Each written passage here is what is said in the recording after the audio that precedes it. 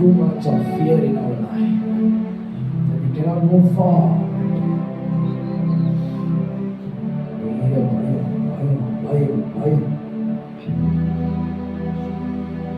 பயம் கொடுக்கலையே. ஆண்டவர் யோசுவாவுக்கு சொல்றாரு, நீ பயப்படாத, நான் உன்னோட தானே இருக்கிறேன், யுத்தத்துல நீ ஜெயிப்ப. ஏன் பயப்படணும்? Why have to be fear? The Lord told Joshua, and he became victorious.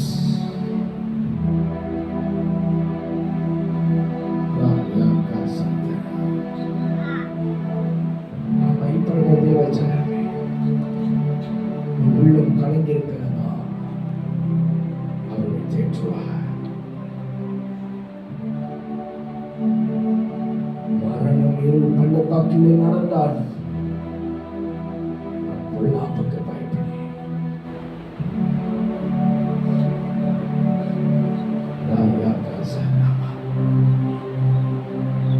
என்னோட நடங்கப்பா, என்னோட நடந்து தேவன் அல்லவா, என்னோட நடங்கப்பா, என்னோட நடங்க. பயந்தது போதும். யோசுவாவின் தேவன் நம்ம மத்தியில் இருக்கிறார். God of Joshua is in our midst.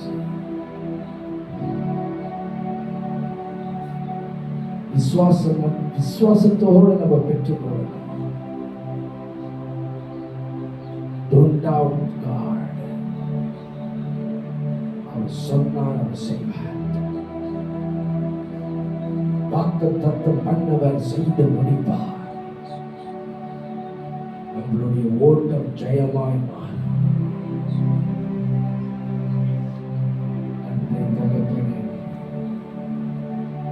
உம்மை முழு உள்ளத்தோடு ஆராதிப்பேன், முழு பலத்தோடு அன்பு கூறுவேன். ஆராதனை அப்படியே சத்தத்தை உயர்த்தி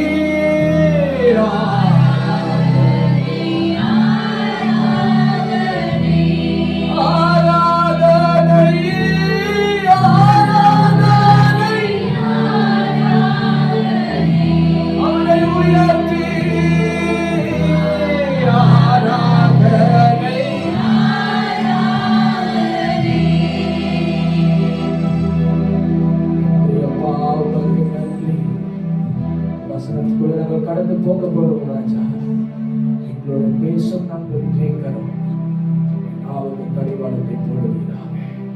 நீங்க பேசுங்க. இயேசு கிறிஸ்துவின் நாமத்தில் ஜெபிக்கிறோம். ஜீவனுள்ள நல்ல பிதாவே. ஆமென், ஆமென், ஆமென். அமரலாம். நாளிலே பாஸ்டர் ரோனால் அவர்கள் சிஸ்டர் வந்திருக்கிறாங்க. அவங்களை வாழ்த்தி வரவேற்போம். கைகளை தட்டி ஒரு பெரிய சர்ப்ரைஸ். பாஸ்டர் கர்த்தர் நல்லவராக இருக்கிறார். ஹல்லேலூயா. வசனத்துக்குள்ளாய் கடந்து போவோம். நாளிலே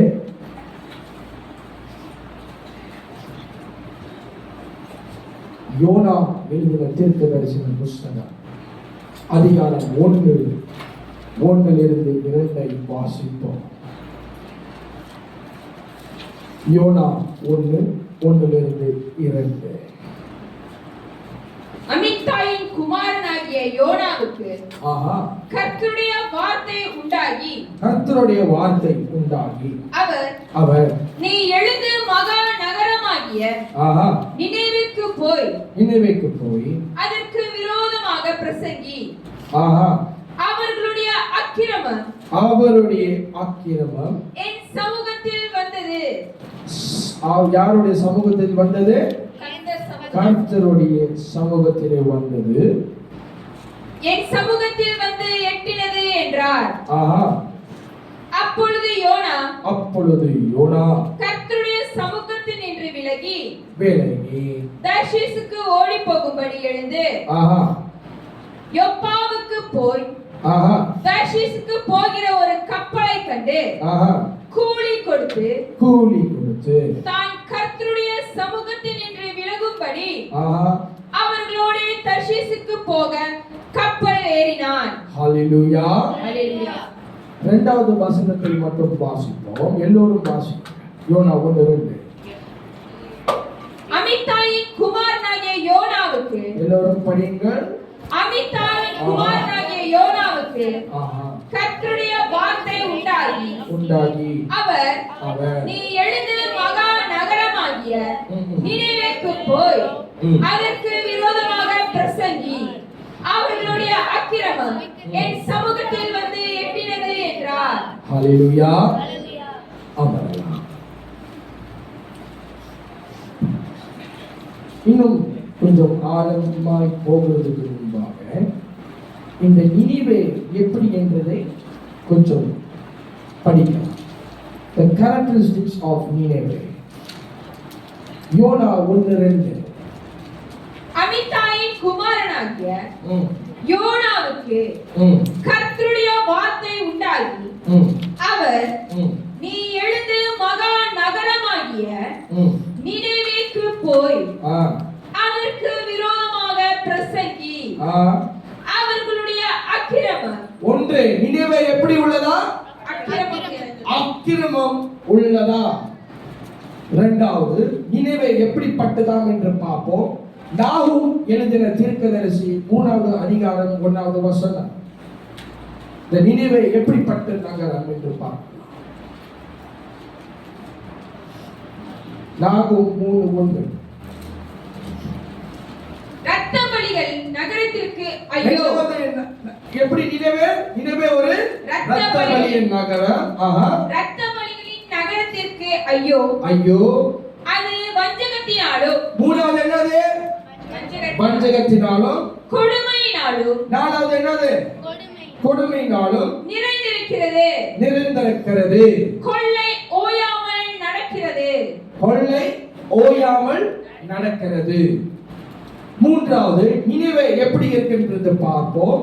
நாகூம் 3:4.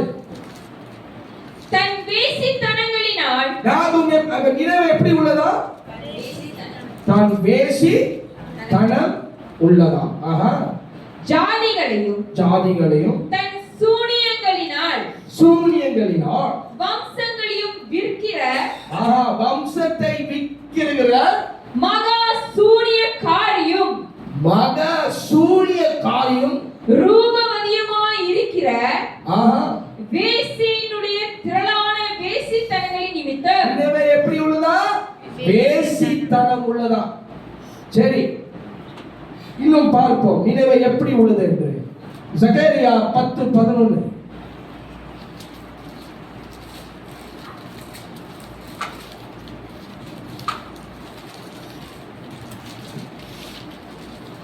இடுக்கம் என்கிற சமுத்திர கடைகளில் அவர் சமுத்திரத்தின் அலைகளை அடிப்பார். அப்பொழுது நதியின் ஆழங்கள் எல்லாம் வறண்டு போகும். அசிரியாவின் கர்வம் தாழ்த்தப்படும். எகிப்தின் கொடுங்கோல் விலகி போகும். நான் அவர்களை கர்த்தருக்குள் பலப்படுத்துவேன். அவர்கள் அவருடைய நாமத்திலே நடந்து கொள்வார்கள் என்று கர்த்தர் சொல்லுகிறார். ஆஹா. ஹalleluya. இந்த நகரம் எப்படி உள்ளதா? பெருமை உள்ள நகரமாய் இருந்ததா? இன்னும் பார்ப்போம் நினிவே எப்படி உள்ளது என்று. நாகூம் 1:9. எல்லோரும் பாயிண்ட் எடுத்து இப்ப திருப்பி கேட்க போறேன். நீங்க சொல்லலாம். நீங்கள் கர்த்தருக்கு விரோதமாக செய்ய நினைக்கிறது. இந்த நினிவே எப்படி உள்ளதா? கர்த்தருக்கு விரோதமாய் செய்கிற ஒரு நகரமாய் இருந்துச்சு. அவர் சர்வ சங்காரம் பண்ணுவார். இடுக்கம் மறுபடி கூடாது. ஹalleluya. கடைசியாக நாகும் 2:8 இந்த நினிவே எப்படி உள்ளது? நினிவே பூர்வ காலம் முதல் ஆஹா தண்ணீர் தடாகம் போல் இருந்தது. ஆஹா இப்பொழுதோ அவர்கள் ஓடி போகிறார்கள். ஆஹா நில்லுங்கள் என்றாலும் ஆஹா திரும்பி பார்க்கிறவன் இல்லை. அது எப்படி உள்ளதா? No one turns back. அப்படின்னா ஒரு ரிப்பெண்டன்ஸ் இல்ல, ஒரு மன திரும்புதல் இல்ல. சரி, எத்தனை பாயிண்ட் ஆயிடுச்சு? இந்த நினைவே நம்ம பார்த்தோம். இந்த நினைவேக்கு ஆண்டவர் சொல்லுகிறார் யோனா தீர்க்கதரிசிகிட்ட, இத்தனை லட்சம் பேர் நான் எப்படி அழைப்பேன் என்று யோனா தீர்க்கதரிசிகிட்ட சொல்றாரு. இப்போ ஆண்டவர் எப்படி உள்ளவர்? இரக்கம் உள்ளவர். ஒரு பட்டணத்தை அக்கிரமம் நடக்கிறது, யோனா தீர்க்கதரிசிகிட்ட ஆண்டவர் சொல்றாங்க, இப்போ இவர்கள் அக்கிரமம் பண்றாங்க என்று சொல்லி ஒரு தூது யாருக்கு அனுப்புறாரு? இப்ப நம்மளுடைய ஆவிக்குரிய ரீதியில பார்ப்போம். ஆண்டவர் நம்மளுக்கு எத்தனையோ எச்சரிப்பின் காரியத்தை எச்சரித்திருப்பார். ஆனாலும் அவங்க மேல இரக்கம் கொண்டாரு தானே. நம்மளுடைய அக்கிரமத்தெல்லாம் நாள் வரைக்கும் சகிச்சு பொறுமையோட நம்மளை மன்னிச்சாரு தானே. ஆமாவா இல்லையா? நினைவே பட்டணத்தை ஆண்டவர் இந்த பின்னாய் மாநிலத்தோடு ஒத்துழைத்தார். சோதம் கொமோராவை ஒரே தளத்துல ஆண்டவர் அழைச்சிட்டாரு. ஏன்னா சோதம் கொமோராவினுடைய நிலைமை மோசமாக இருந்தது. அந்த நேரத்துல சோதம் கோமரா செய்த பாவங்கள் அக்கிரம் நிறைந்துள்ள. ஆனா இந்த நினைவே பட்டணத்துல ஆண்டவர் யோனா தீர்க்கதரிசி கிட்ட சொல்றாரு, இப்போ அக்கிரமம் பண்றாங்க, எச்சரித்து உனக்கு தூது அனுப்பி சொல்லு. ஆனா அந்த யோனா என்ன பண்றாரு? எனக்கு வேண்டாம் ஆண்டவரே. அவர் எங்க ஓடுறாரு? தர்சீசுக்கு ஓடுற ஐயா இப்ப எந்த வாயில சிக்கினாரு? மீனின் வாயிலே சிக்கி, ஆண்டவரே நீ மன்னிச்சிருங்கப்பா, நீங்க போக சொன்னீங்க, நான் போல. சில நேரத்துல ஆண்டவர் நம்முடைய ஊழியத்துக்கு வெளியில அனுப்புவார். சுவிசேஷத்தை போய் சொல்லு. டைத்த போன ஆத்துமாக்கள் அத்தனை பேர் இருக்கிறார்களே, யார் அவங்களுக்கு சுவிசேஷத்தை போய் சொல்ல முடியும்? சில நேரத்துல நமக்குள்ள ஒரு பயம். ஹல்லேலூயா. இப்ப நம்ம போய் வெளியில போய் ட்ராக்ஸ் போட்டா நம்மளை பிடிச்சிடுறாங்க. ஆமா தானே? சுதந்திரமா நம்ம போயிட்டு சுவிசேஷத்தை சொல்ல முடியல. இப்ப காலம் கடினமாய் ஆயிடுச்சு. நம்மளை கண்டித்து உணர்த்துறதுக்கு தீர்க்கதரிசிகள் உண்டோ? கர்த்தர் ஒரு தீர்க்கதரிசி. ஹல்லேலூயா. அப்போது நினைவே பட்டணத்தை பார்த்து ஆண்டவர் மனம் இறங்குறாரு. அப்ப சொல்றாரு, போய் எங்க கிட்ட எச்சரிப்பை சொல்லு. அப்ப ஜனங்க கீழ்படிஞ்சாங்க தானே யோனாவுடைய வார்த்தைக்கு. என்ன செய்தாங்க? உபவாசித்து ஆண்டவர் சமூகத்துல ஜபம் பண்ணாங்க. உபவாசம் பண்ணல, அட்டை உடுத்தி, என்ன உடுத்தி? வைராக்கியத்தோடு ஜபித்தாங்க. இந்த பட்டணத்தை அழிச்சிடாதீங்க. அப்ப இந்த பட்டணம் எப்படி இருந்துச்சு ஆண்டவருக்கு பார்வைக்கு? அக்கிரமம் பொல்லாப்பு நிறைந்த ஒரு பட்டணம். இன்னைக்கு ஆவியானவர் நம்மளுக்கு ஒரு தூதை அனுப்பியிருக்கிறாரு. இந்த பின்னாடி மாநிலத்துக்கு நீங்களும் நானும் இந்த 21 நாள் உபவாசம் பண்ணி எப்படி இந்த நினைவுக்காக ஜபித்தார்களோ, நீங்களும் நானும் வைராக்கியத்தோடு ஜபிக்கணும். நம்ம இன்னைக்கு செய்தியில பார்க்கிறோம், வாலிப பிள்ளைகளுடைய மரணம், பஸ்ஸில் விபத்து, வாலிப பிள்ளைகள் அடைந்து போகிறாங்க. இன்னைக்கு மரணம் நியூஸை தொடர்ந்தோம்னா மரண செய்திகள் அதிகமாக வருகிறது. இவர்கள் இயேசுவை அறிந்தார்களா? இல்லை. ஆனா ஏன் இன்னைக்கு கர்த்தர் உங்களையும் என்னையும் இங்க வைத்திருக்கிறாரு தெரியுமா? இந்த பிள்ளை கழிச்சு போகக்கூடாது, உங்களையும் என்னையும் கொண்டு தான் மறுபடியும் உயிர் வைக்க போகிறார். ஆண்டவர் இறக்கம் கொடுக்கிறார் இந்த பட்டணத்தில். இன்னைக்கு அநேக பேருக்கு சபைக்கு வர முடியல. ஆனா உங்களையும் என்னைய கர்த்தர் இன்னைக்கு கொண்டுட்டு வந்ததுக்கு ஒரு காரணம், அவர் மனம் இறங்குகிறார்.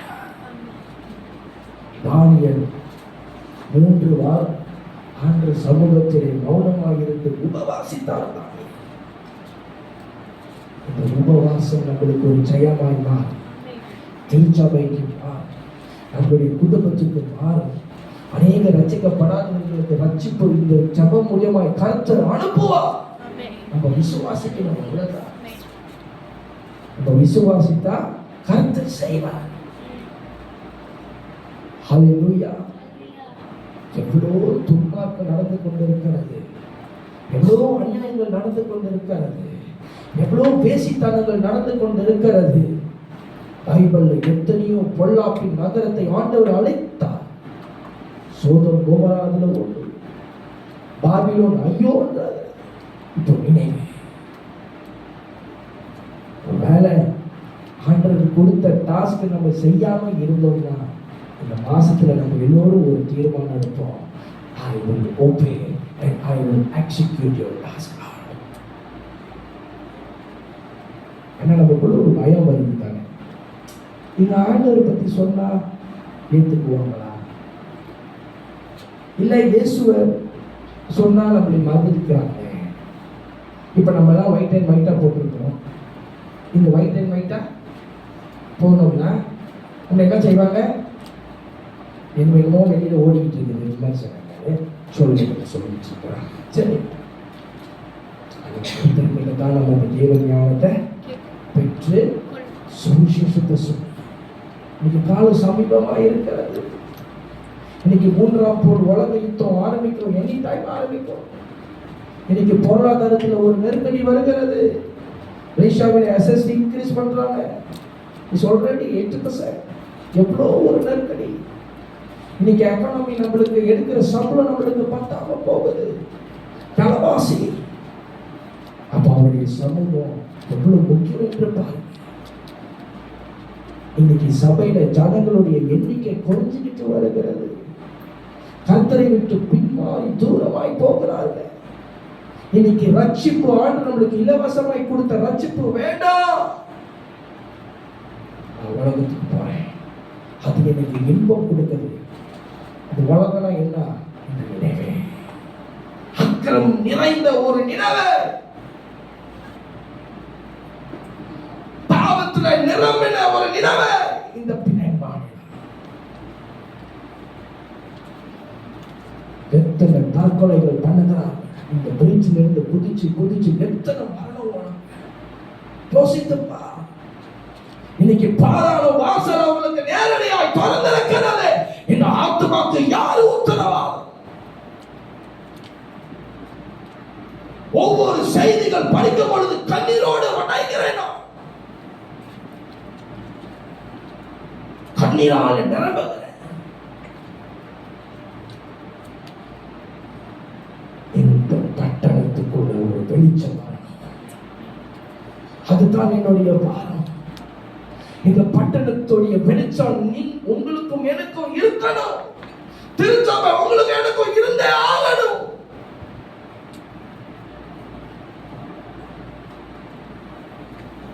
கிருபை காலம் இருக்குதான் கிருபை. கிருபை காலம் முடிஞ்சிருச்சுன்னா எவ்வளவுதான் அழுந்தாலும் மன்னிப்பு என்கிற மன்னிப்பின் வாசல் இல்ல, அவர்கிட்ட மீட்பு கிடைக்காது. இது எழும்புகிற பிரகாசிக்கிற ஒரு காலம். அதான் இவன் திருப்பி ரசிக்கிற ஆண்டு சொல்லுகிறார் 1வது அதிகாரத்துல, எழும்பி நினைவுக்கு போ. இந்த நினைவை தான் நீங்களும் நானும் காப்பாற்ற வேண்டிய ஒரு காலம். ஹல்லேலூயா. இப்ப நினைவுக்கு எத்தனை பாயிண்ட் சொன்னேன்? எத்தனை பாயிண்ட்? 8. சரி, கடகடன்னு சொல்லுங்க பார்ப்போம். அக்கிரமம், வசனத்தோட சொல்லணும். அக்கிரமம். எதுல எழுதியிருக்கிறது? யோனா 1:2. அடுத்தது வேசித்தனம் எங்க எழுதியிருக்கிறது? சரி, அடுத்தது சொல்லுங்க. ரத்த பலி மட்டும் எழுதியிருக்கிறதா? அவன் எத்தனை எழுதியிருக்கிறது? இரத்த பலிகளின் நகரத்திற்கு ஐயோ, ஐயோ, அது வஞ்சகத்தினாலும் கொடுமையினாலும் கொள்ளை ஓயாமல் நடக்கிறது. தன் நாகும் 3வது அதிகாரம் 4வது வசனம். தன் வேசித்தனங்களினால் ஜாதிகளையும் தன் சூனியங்களினால் வம்சங்களையும் விற்கிற மகா சூனியக்காரியும் ரூபவதியுமாய் இருக்கிற வேசியினுடைய திரளான வேசித்தனங்களின் நிமித்தம். அவ்வளவுதானா? சரி, அடுத்தது எப்படி எப்படி நினைவு இருந்துச்சு?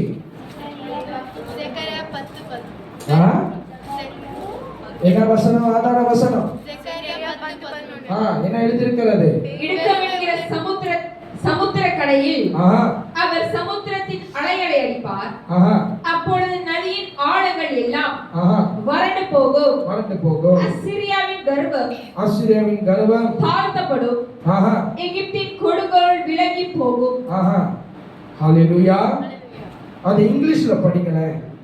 He shall pass through the sea with affliction and strike the waves of the sea.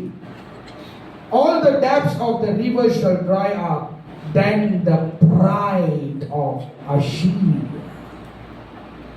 Zechariah 10. சரி, இப்போ இது சீரியா நினைவு. அடுத்தது இந்த நினைவு உடைய ராஜா யார் என்று பார்க்கலாமா? ஏசாயா 37:37. யாரு இந்த அசீரிய ராஜா? வாசி.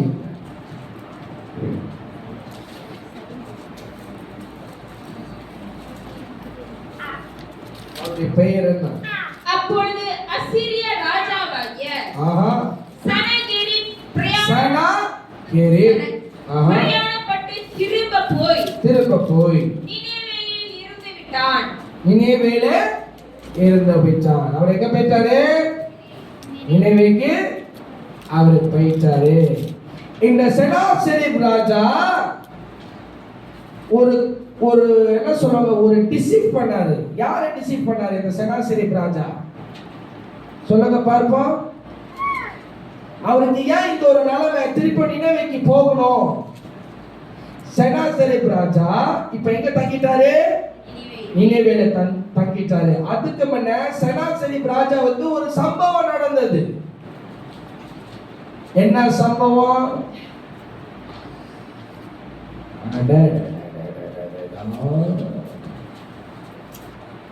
அவர் யாரை வஞ்சித்தாரு?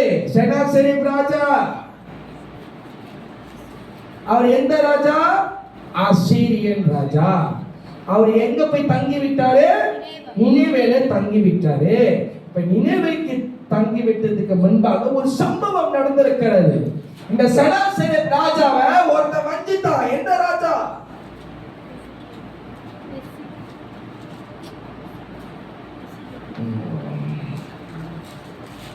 எந்த ராஜா? இந்த ராஜா சொல்லுங்க. செனாசெரிப் ராஜா அசீரியன் ராஜா.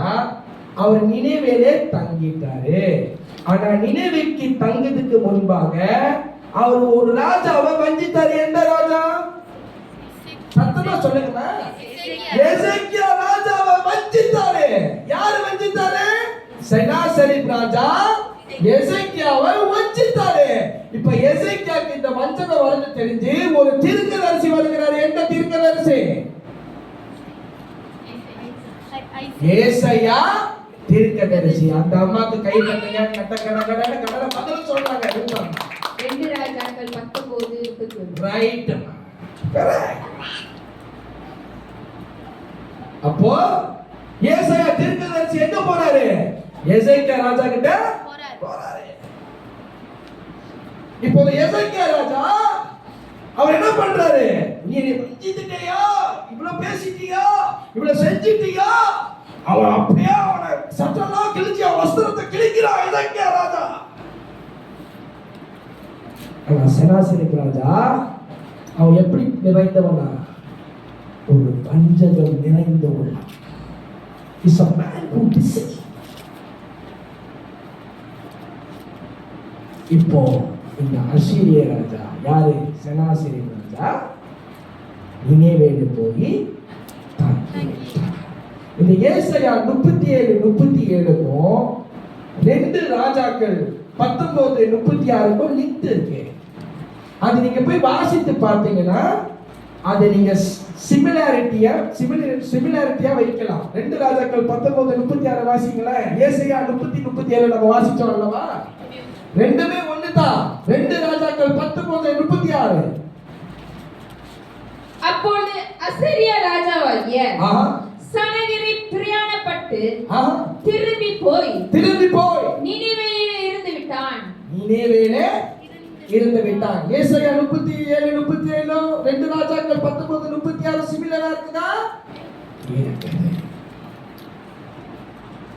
அப்போ வசனம் அல்லது தேவனுடைய வார்த்தை ஜோடியாய் இருக்கிறது.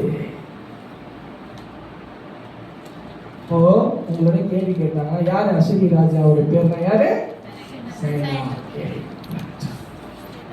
ஹல்லேலூயா. சரி, அது பார்த்துக்கிட்டோம். இப்பொழுது ஆதியாகமம் 10:6-12 வாசித்தோம். ஆதியாகமம் 10:6. காமுடைய குமாரன் குஷ், மிஸ்ராயிம், புத், கானான் என்பவர்கள். கூஷுடைய குமாரன் சோபா, ஹாவிலா, சப்தா, ராமா, சப்திகா என்பவர்கள். ராமாவின் குமாரர் சோபா, தீதான் என்பவர்கள். கூஷ் நிம்ரோத்தை பெற்றான். இவன் பூமியிலே பராக்கிரமசாலியானான். இவன் கர்த்தருக்கு முன்பாக பலத்த வேட்டைக்காரனாய் இருந்தான். நிம்ரோத் எப்படி இருந்தானா? பலத்த வேட்டைக்காரனாய் இருந்தான். வாசிங்க. ஆகையால் கர்த்தருக்கு முன்பாக பலத்த வேட்டைக்காரனான நிம்ரோத்தை போல என்னும் வழக்கச் சொல்ல உண்டாயிற்று. சினையார் தேசத்தில் உள்ள எந்த தேசம்? சினியார் தேசத்தில் உள்ள பாபேல். ஒன்று இந்த பாபேல் யாரு கீழே இருந்தது?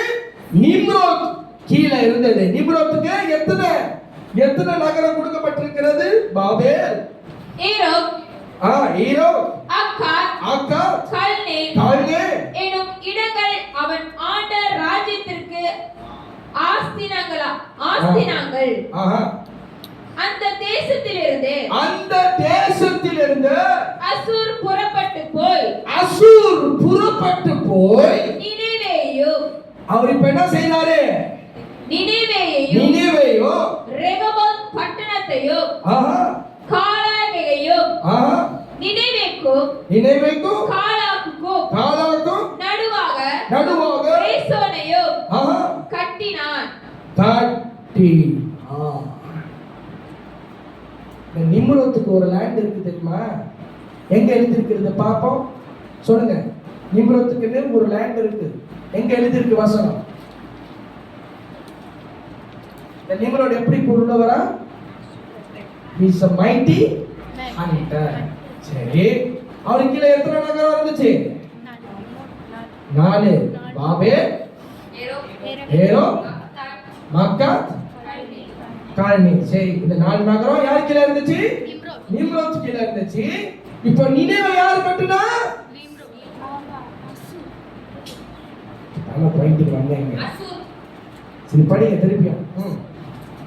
அந்த தேசத்திலிருந்து அசூர் புறப்பட்டு போய் நினிவேயையும் ரெகோபோத் பட்டணத்தையும். இந்த வசனம் 10 பாருங்க. And the beginning of his kingdom was Babel, Erech, Akkad, Calneh in the land of Shinar. From the land he went to Assyria and built Nineveh. இந்த நிம்ரோத்துக்கு ஒரு லேண்ட் இருக்கிறது. மீகா 5:6. இந்த அசிரியா ராஜா குறித்து பேசினா அதிகமாக பேசலாம். அதுல அசிரியா ராஜா யாரு? செனாசிரி. அவர் எப்படி உள்ளவரா? வஞ்சகம் செய்கிற உள்ளவரா. யாருக்கு வஞ்சகனை செய்தா? எசேக்கியா ராஜா. சரி, மீகா 5:6. இவர்கள் அசிரியா தேசத்தையும் நிம்ரோத்தின் தேசத்தையும் அதனுடைய வாசல்களுக்கு உட்புறமாக பட்டயத்திற்கு இரையாக்குவார்கள். அசிரியன் நம்முடைய தேசத்தில் வரும்போதும் நம்முடைய எல்லைகளை மிதிக்கும் போதும் அவனுக்கு நம்மை தப்புவிப்பார். யாக்கோபிலே மீதியானவர்கள் கர்த்தராலே வருகிற பணியை போலவும் மனுஷனுக்கு காத்திராமலும் மனுபுத்திரருக்கு தாமதியாமலும் தோண்டுகள் மேல் வருகிற மலைகளைப் போலவும் அநேக ஜனங்களின் நடுவிலே இருப்பார்கள். ஹல்லேலூயா. அந்த லேண்ட் ஆஃப் நிம்ரோத் எழுதி இருக்கா? அவருக்கு ஒரு லேண்ட் இருக்கா? சரி, இருக்கா இல்லையா? கடைசியாக வந்து எல்லாத்தையும் கேட்பாங்க. சரி, எங்க செனாசரிப் ராஜா எப்படி உள்ளவர் என்று நம்ம பார்க்கலாம். 2 ராஜாக்கள் 19:4 2 ராஜாக்கள் 19:16 என்கிற வசனத்தை பார்க்கலாம். இந்த செனாசரிப் ராஜா யாரு? அசீரிய ராஜா. ஜீவனுள்ள தேவனை நிந்திக்கும்படி அவர் எப்படி உள்ளவரா? அவர் ஆண்டவரை நிந்தித்தார். He reproached the living God. அசிரிய ராஜாவாகிய தன் ஆண்டவனால் அனுப்பப்பட்ட ரபக்சே சொன்ன வார்த்தை உமது தேவனாகிய கர்த்தர் கேட்டிருக்கிறார். உமது தேவனாகிய கர்த்தர் கேட்டிருக்கிற வார்த்தைகளின் நிமித்தம் தண்டனை செய்வார். ஆகையால் இன்னும் மீதியா இருக்கிறவர்களுக்காக விண்ணப்பம் செய்வீராக என்று எசேக்கியா சொல்லச் சொன்னார் என்றார்கள். ஹல்லேலூயா. அப்போ இந்த செனாசரிப் ராஜா அசீரியன் ராஜா எப்படி உள்ளவரா இருந்தாரா? ஆண்டவருக்கு நிந்திக்கிற உள்ள ராஜாவா இருந்தார். அவருக்கு இரண்டாவது ஒரு குணாதிசயம் இருந்தது. 2 ராஜாக்கள் 19:22. யாரை நிந்தித்து தூஷித்தார்? அவர் என்னன்னா யாரை நிந்தித்து மட்டுமல்ல, அவர் ஆண்டவரையும் தூஷித்த ஒரு ராஜா. எந்த ராஜா? செனாசரிப் ராஜா. இவர் யாருக்கு விரோதமாய் செயல்பட்டாரு? எசேக்கியா ராஜா. ஆனா கர்த்தருடைய பார்வைக்கு இவர் ஒரு நிந்தித்தார். நிந்தித்துக்கு மட்டும் இல்ல, இன்னொரு வார்த்தை நம்ம சொன்னோமே, படித்தோம், என்னது? தூஷித்தார். ஹல்லேலூயா. நிந்தித்துக்கிறதுக்கு ஒரு வசனத்தை கொடுக்கிறேன். ரிப்ரோச் என்ற ஒரு வார்த்தைக்கு ஒரு வசனத்தை கொடுக்கிறேன். 119வது சங்கீதம் 22வது வசனம்.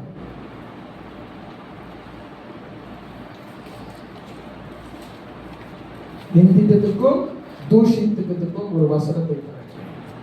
நிந்தையும் அவமானத்தையும் என்னை விட்டு அகற்றும். நான் உம்முடைய சாட்சிகளை கைக்கொள்கிறேன்.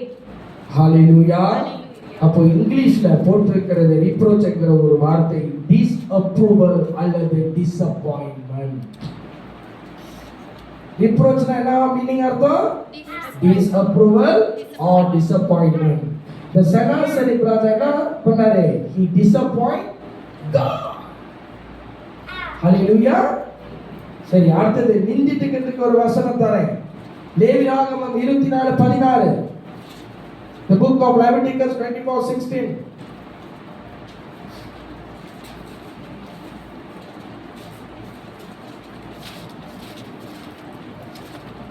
இது முடிஞ்சு நம்ம நினைவுக்கு போயிடலாம்.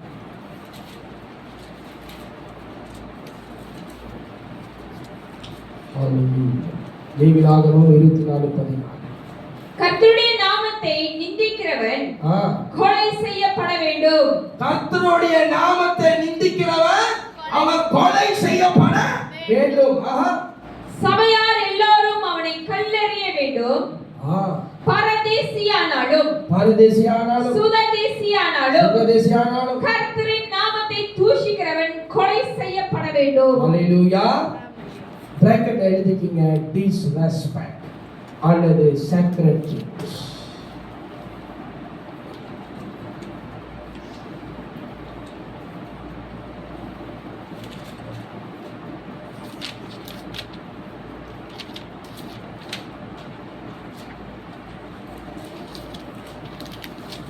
ஹalleluya. அப்போ இந்த நினைவுக்கு ஆண்டவர் 3 தீர்க்கதரிசியை எழுப்புகிறார். ஒன்று நம்ம பார்த்தோம், யோனா. இரண்டாவது, யோனா சொல்லியும் ஜனங்கள் மன திரும்பினாங்களா இல்லையா? மன திரும்பினாங்க. ஆனா மறுபடியும் அந்த நினைவே பட்டணத்துல அக்கிரமம் நடந்துச்சா இல்லையா? நடந்துச்சு. ஜனங்க திருப்பியும் மறுபடியும் தன் பழைய வாழ்க்கைக்கு இவர்கள் திரும்பினார்கள். இப்போ ஆண்டவர் யாரை பலவந்தப்படுத்துறாரு? எந்த தீர்க்கதரிசியை பலவந்தப்படுத்துறாரு? ஒரு உள்ளுக்கு ஒரு பேர்டனை போடுகிறாரு. எந்த தீர்க்கதரிசி?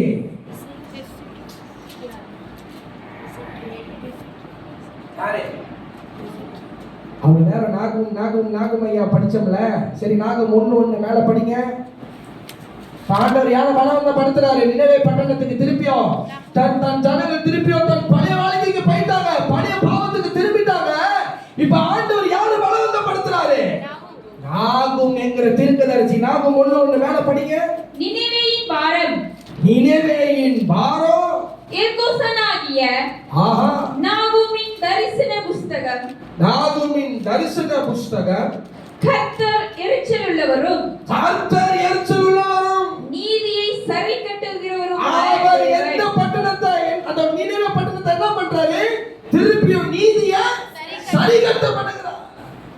அன்ரைச்சஸ்னஸ் ஆண்டவர் என்ன திருப்பி பண்றாரு? திருப்பியும் மோல்ட் பண்ணி பியூரிஃபை பண்ணி திருப்பி அந்த பட்டணத்தை ரைச்சஸ்னஸ் ஆக்குறாரு. அதே மாதிரி தான் இந்த பட்டணம். இதுக்கு முன்ன இந்த பிணையம் பட்டணம் ஆண்டவருடைய கிருபை இருந்துச்சு, தயவு இருந்துச்சு. நம்ம ஜெபிக்கிறதுனால நம்ம பாதுகாக்கப்பட்டோம் அல்லவா? ஆனா இப்ப ஆண்டவர் சொல்றாரு, உன்னை பலவந்தப்படுத்துறேன். இந்த பட்டணத்தினுடைய பாரத்தை மேல நான் வைக்கிறேன். நீங்களும் நான் ஜெபித்தார் மட்டும். அப்ப நம்முடைய கருத்து எப்படி உள்ளவரா? எரிச்சல் உள்ளவரா? பொறாமை உள்ளவரா? He's a God of wrath. இந்த பட்டணம் இன்னும் ஏன் கர்த்தர் கிருபையினால் பாதுகாத்து கொண்டு வருகிறார் தெரியுமா? அநேக விசுவாச ஜனங்கள் இன்னும் ஜபித்துக் கொண்டிருக்கிறார்கள்.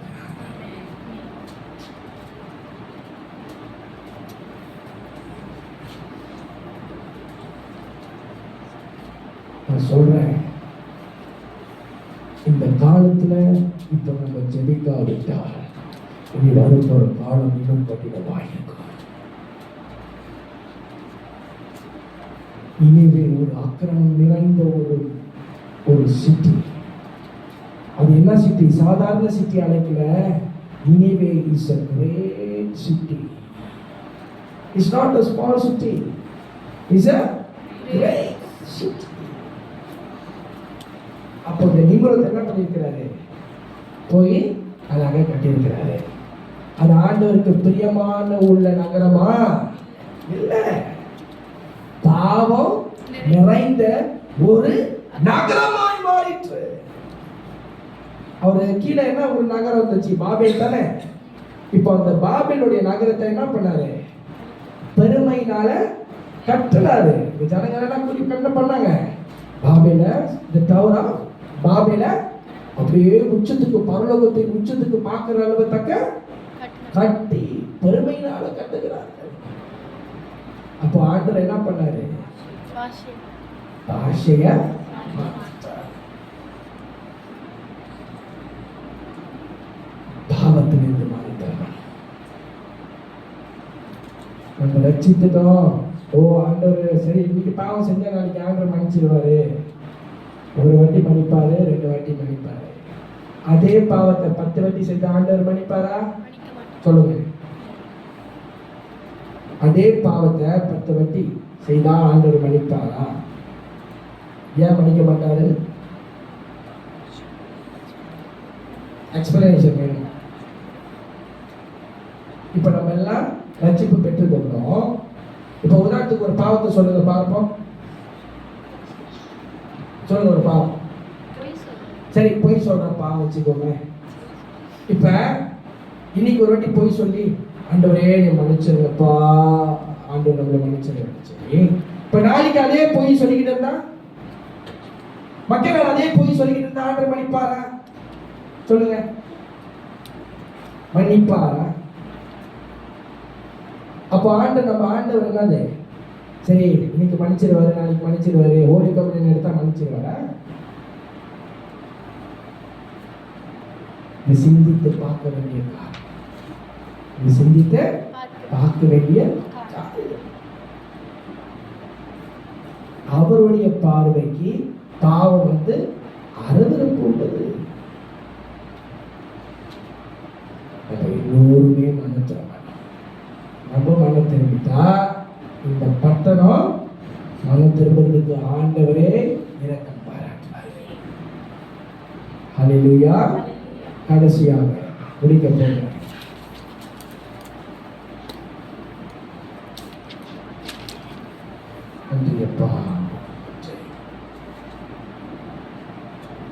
நாகூமுக்கு ஆண்டவர் என்ன நினைவுக்கு அழிவு வரும் என்று ஆண்டவர் வெளிப்படுத்தின நாகும் 1:14 முதல் வாசிப்போம்.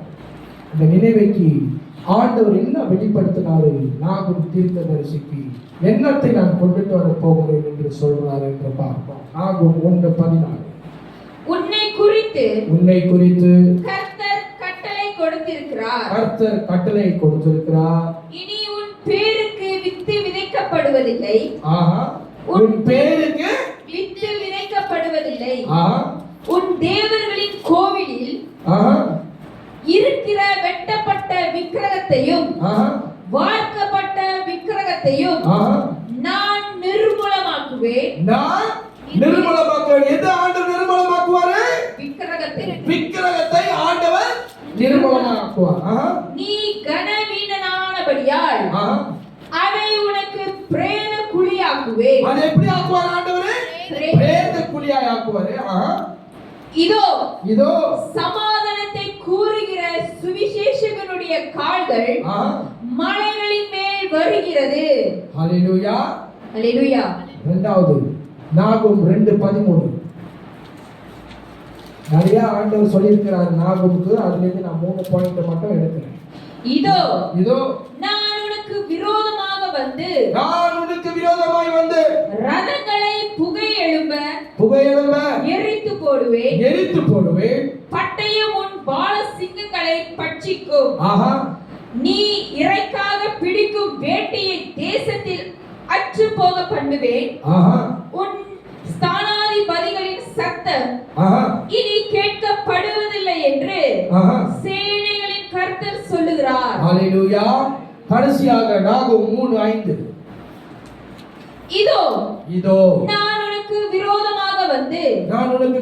வந்து உன் வஸ்திரத்தின் ஓரங்களை உன் முகம் மட்டும் தூக்கி எடுத்து ஜாதிகளுக்கு உன் நிர்வாணத்தையும் எப்படி ஆக்குவார் ஆண்டவரே? ஜாதிகளுக்கு உன் நிர்வாணத்தையும் ராஜ்யங்களுக்கு உன் மானத்தையும் தீரித்து தெரிய பண்ணி உன்மேல் தீட்டானவைகளை எரிந்து உன்னை கனவீனப்படுத்தி உன்னை வேடிக்கையாக்கி போடுவேன் என்று சேனைகளின் கர்த்தர் சொல்லுகிறார். ஹல்லேலூயா. இதுதான் கர்த்தருடைய கோபாக்கினம். எங்க? நினைவேக்கு. யாருக்கிட்ட ஆண்டவர் பலவீனப்படுத்துறாரு? நாகும் தீர்க்கதரிசி. சரி, இப்போ ஒரு ரீகேப் குள்ள போவோம். நினைவேனா என்ன? எத்தனை பாயிண்ட் சொல்லுங்க, எல்லோரும் சொல்லணும். 8 பாயிண்ட். கடகடன்னு சொல்லுங்க. மத்தபடி எந்த வசனம்? இன்னும்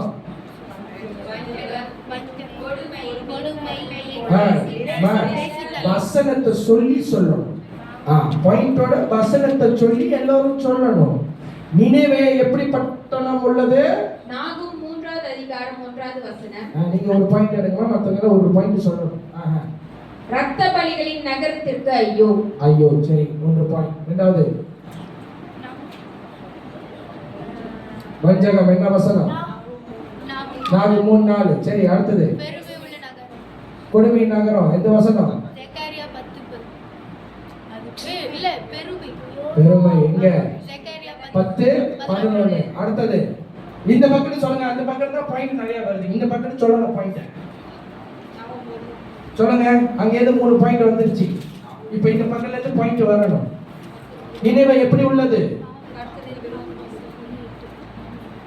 அந்த பக்கத்து மட்டும் மௌனமா இருக்கணும். எனக்கு இந்த பக்கத்துல இருந்து தான் கிரவுட் சத்தம் வேணும். சொல்லுங்க. பேசித்தனம் எந்த வசனம்?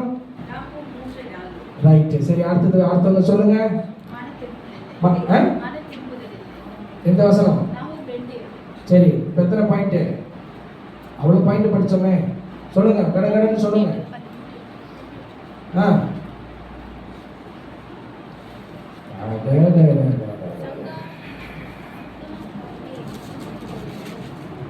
சொல்லுங்க. நினைவை எப்படி உள்ள பட்டணம் என்று உங்களை கேட்டாங்கன்னா என்னத்தை சொல்லுவீர்கள்? அக்கிரமம் மட்டும் போதுமா? நகரம் எந்த வசனம்? ரைட். சரி, அடுத்தது ஆண்டி சொல்லிட்டு இருக்கிறாங்க. அடுத்தது மற்றவங்க எல்லாம் சொல்லுங்க. சகரியா 10:11 பெருமை உள்ள நகரம். சொல்லுங்க. சொல்லுங்க. நினைவு எப்படி உள்ளது? நினைவுக்கு தர்சீசுக்கு போகாத ஒரு பாடல் பாடுவோம். இப்ப ஆண்டவர் சொல்றாரு, நீ பிணைக்கு வா, பிணைங்களே இரு. நீ நியூசிலாந்துக்கு போகாத. நம்ம எங்க போவோம்? நியூசிலாந்து போகணும்னு ஆசை தான். எனக்கு நிறைய ஆசை. நாளைக்கு மட்டும் எனக்கு ஆஃபர் கிடைச்சா நாளைக்கு நான் ஓடிருக்கேன். ஆனா ஆண்டவருடைய வார்த்தைக்கு கீழ்ப்படியணும் தானே? சரி, சொல்லுங்க. அடுத்தது நினைவு எப்படி உள்ள நகரம்? முடிஞ்சிருச்சா? சரி, ஆசிரியர் ராஜாவுடைய பேர் என்ன? சரி, கொஞ்சம் எக்ஸ்பிளைன் பண்ணுங்க. இந்த செனாசெரிப் ராஜா ஏன் நினைவைக்கு போனார்னு கொஞ்சம் ஒரு பிரீஃபா எக்ஸ்பிளைன் பண்ணுங்க பாப்போம். சொல்லுங்க. நீங்க சொல்லாதீங்க. நீங்க முதல்ல இருந்து சொல்லிட்டு இருக்கீங்க. எவ்வளவு ஃபாஸ்டா போயிட்டு இருக்கீங்க. நீங்க ஃபாலோ பண்ணுங்க. மத்தவங்க சொல்லுங்க. எக்ஸ்பிளைன் பண்ணுங்க. செனாசெரிப் ராஜா எந்த ராஜா அவரு? அசீரியா ராஜா. ரைட். அவர் ஏன் நினைவைக்கு போனாரு? ஒரு காரிய சம்பவம் நடந்திருக்கிறது. சரி, வஞ்சிக்கப்பட்டாரு. சரி, வஞ்சிக்கப்பட்டு இப்ப எந்த தீர்க்கதரிசி உள்ள வராரு? இப்ப இந்த செனாசெரிப் ராஜா சொல்லுங்க திருப்பியும். வஞ்சிக்கப்பட்ட யார வஞ்சிக்கப்பட்டாரு? எசேக்கியா ராஜா. அதனால ஏசாயா தீர்க்கதரிசி உள்ள வந்து ஜெபத்தெல்லாம் ஆண்டவர் கேட்டு அவர் இப்ப எங்க போயிட்டாரு? நினைவைக்கு போயிட்டாரு. இப்ப ஆதியாகமம் 10:6-12 என்னத்தை வாசித்தோம்? நிம்ரோத். நிம்ரோத்துக்குள்ள எத்தனை நகரம் இருந்தது? 4 நகரம். எந்த நகரம்? பாபேல், ஆகாத், பாபேல், ஏரேகு, ஆகாத், கால்னி. சரி, இப்ப அது மட்டும் இல்ல. இப்ப நிம்ரோத் எங்க போய் என்னத்தை கட்டுறாரு? நினைவை கட்டுறாரு. அல்லேலூயா. சரி, இப்ப அடுத்தது எதை பார்த்தோம்? செனாசெரிப் ராஜா எப்படி உள்ளவர்? அவர் ஆண்டவரை தூசிக்கிற ராஜாவும் இன்னும் ஆண்டவரை நிந்தித்தாரு. நிந்தித்தவர்களுக்கும் தூசிக்கிறதுக்கு ஒரு வசனத்தை கொடுத்தார். எந்த வசனம்? 22. அது எதுக்கு அடையாளம்? அடுத்தது அது என்னத்துக்கு அடையாளம்? தூஷிப்புகிறதுக்கு. இப்ப இங்கிலீஷ்ல சொன்னேனே, disrespect எதுக்கு அடையாளம்? தூஷிப்புகிறதுக்கு. அப்போ நிந்திக்கிறதுக்கு disappointment. Wonderful. இப்போ ஆண்டவர் நாகுமுக்கு பலவந்தப்படுத்தினார்ல, ஆண்டவர் வந்து நாகும் தீர்க்கதரிசிக்குள்ள ஒரு பேர்டனை போடுறாரு. நீ நினைவேக்கு போய் ஒரு தூத சொல்லி இதோட கடினமா சொல்லுன்றாரு. அது என்ன ஆண்டவர் சொல்லி அனுப்பினாரு? 3 வசனத்தை கொடுத்தார். எந்த வசனம்? 1:14. கீ பாயிண்ட் மட்டும் சொல்லுங்க பாப்போம். வாசிங்க. நாகும் 1:14. உன்னை குறித்து கர்த்தர் கட்டளையிட்டிருக்கிறார். இனி உன் பேருக்கு வித்து விதிக்கப்படுவதில்லை. உன்னை என்னது? வித்து விதிக்கப்படுவதில்லை. ஓகே, போதும். இரண்டாவது நாகும் 2:13. விக்கிரத்தை எரித்து போடுவாரு. மூணாவது நாகும் 3:5. என்ன சொல்லப்பட்டிருக்கிறது வசனம்? இதோ நான் உனக்கு விரோதமாக வந்து யார் விரோதமாய் வருகிறா? ஆண்டவர் யாருக்கு விரோதமாய் வருகிறா? நினைவே பட்டணத்துக்கு விரோதமாய் வருகிறா. என்ன சொல்றாரு ஆண்டவர்? நான் உனக்கு விரோதமாக வந்து உன் வஸ்திரத்தின் ஓரங்களை உன் முகம் மட்டும் தூக்கி எடுத்து ஜாதிகளுக்கு உன் நிர்வாணத்தையும் ராஜ்யங்களுக்கு உன் மானத்தையும் தெரிவு பண்ணி உன்மேல் தீட்டானவைகளை எரிந்து உன்னை கனவீனப்படுத்தி வேடிக்கையாக்கி போடுவேன் என்று சேனைகளின் கர்த்தர் சொல்கிறார். ஹல்லேலூயா. இந்த நாள்ல நம்ம ஆண்டவரை கேட்கிறோம், என்னை பலவீனப்படுத்துங்க ஆண்டவரே. நாகும் தீர்க்கதரிசி ஆண்டவர் பலவீனப்படுத்தினாரு. இந்த பட்டணத்தின் நினைவைக்கு ஆண்டவர் ஒரு தூதை அனுப்பினது போல இந்த நாளிலே என் இருதயத்தை பலவீனப்படுத்தி பின்ன மாநிலத்துக்கு கர்த்தர் ஒரு வெளிச்சமாக என்னை மாற்றணும்னு சொல்லி நம்ம ஜெபிக்க போகிறோம். எழுப்பி நிற்போம். ஹல்லேலூயா.